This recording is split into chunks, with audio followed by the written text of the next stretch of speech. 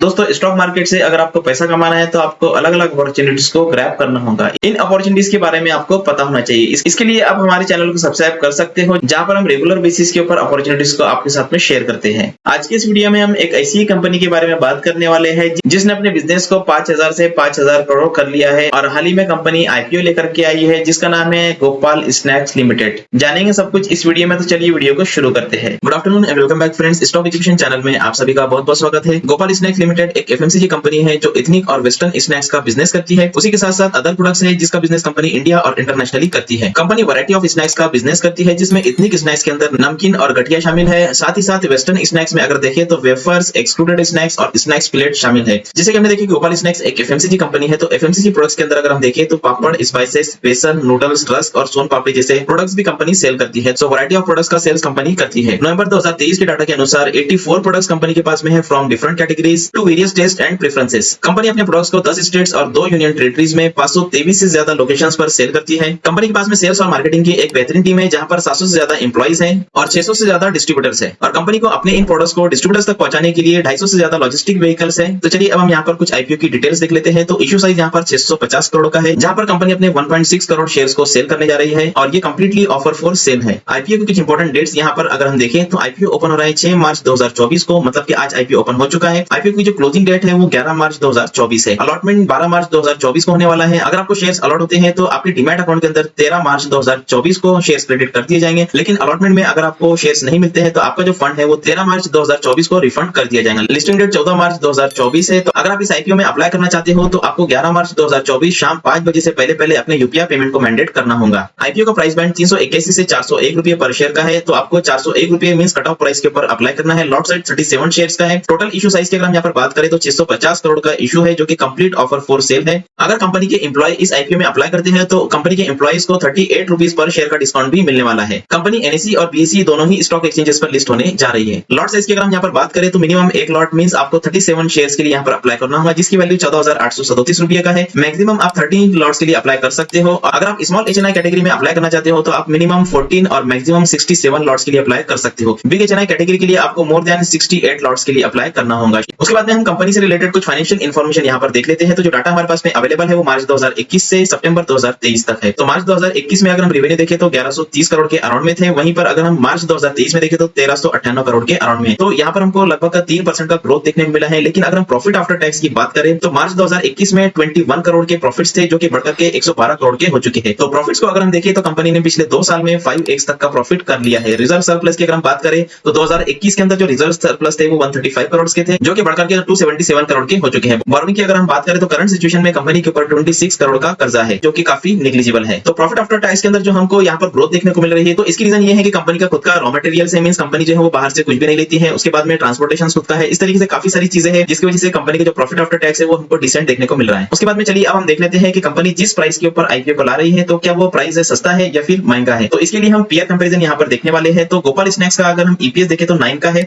इसके पहले जो आईपीओ आया था बिकाजी फूड्स करके, उसका जो ईपीएस है वो 5.15 है। प्रताप स्नैक्स का जो ईपीएस है वो 8.51 का है। तो ईपीएस अगर हम यहाँ पर देखें तो गोपाल स्नैक्स का काफी ज्यादा है। अगर हम पी रेशो की बात करें तो पी रेशो बिकाजी फूड्स का 104 है, वहीं प्रताप स्नैक्स का 137 है। तो अगर हम गोपाल स्नैक्स का पी कैलकुलेशन करें तो यहाँ पर 44 के अराउंड में पी रेशो इस गोपाल स्नैक्स का आ जाता है। तो पी रेशो के कंपैरिजन में अगर हम देखें तो गोपाल स्नैक्स एक अच्छे वैल्यूएशन के ऊपर हमको यहाँ पर नजर आ रहा है। और लास्ट में हम जीएमपी देख लेते हैं, जिसको ग्रे मार्केट प्रीमियम कहा जाता है। तो 1 मार्च 2023 को जीएमपी था 120 रुपीज का और 4 मार्च 2023 को 122 रुपीज का। और आज के दिन जब आईपीओ ओपन हुआ है तो इसका जो जीएमपी है वो गिर करके 45 रुपीज का हो चुका है। तो अगर आपको इस आईपीओ में अप्लाई करना है तो आपको लास्ट डे तक वेट करना है। वहां पर आपको जीएमपी देखना है किस तरीके की जीएमपी के अंदर आपको चेंजेस देखने को मिलता है, और उस हिसाब से आप इस आईपीओ में अप्लाई कर सकते हो। तो कंपनी के फाइनेंशियल अच्छे है और जिस प्राइस के ऊपर आईपीओ को लाया गया है ये प्राइस भी काफी अच्छा है। कुछ नेगेटिव पॉइंट्स है, जैसे इक्यू जो है वो कंप्लीट ऑफर फॉर सेल है। कंपनी का 75% का जो रेवेन्यू है वो सिर्फ गुजरात से आता है। उसके बाद जो 25% बचा है वहां पर भी सबसे ज्यादा जो रेवेन्यू है वो महाराष्ट्र से आता है, और बाकी जो 8 स्टेट्स है और 2 यूनियन टेरिटरीज है वहां से कंपनी का रेवेन्यू आता है। तो इस पॉइंट को अगर हम देखें तो कंपनी के पास में ग्रोथ के लिए काफी बड़ा एरिया अवेलेबल है, जहां पर कंपनी अपने सेल्स को बढ़ा सकती है। उम्मीद करूंगा कि आपको वीडियो पसंद आए तो लाइक कीजिए और अपने दोस्तों के साथ में शेयर कीजिए। Thank you so much. चलिए अब हम देख लेते हैं कि इस आईपीओ में आप किस तरीके से अप्लाई कर सकते हो। किसी भी आईपीओ में अप्लाई करने के लिए आपके पास में चाहिए एक ट्रेडिंग और डीमैट अकाउंट। डिस्क्रिप्शन में लिंक दिया हुआ है, लिंक पर क्लिक करके अपना ट्रेडिंग और डीमैट अकाउंट एंजल वन में ओपन कर लीजिए।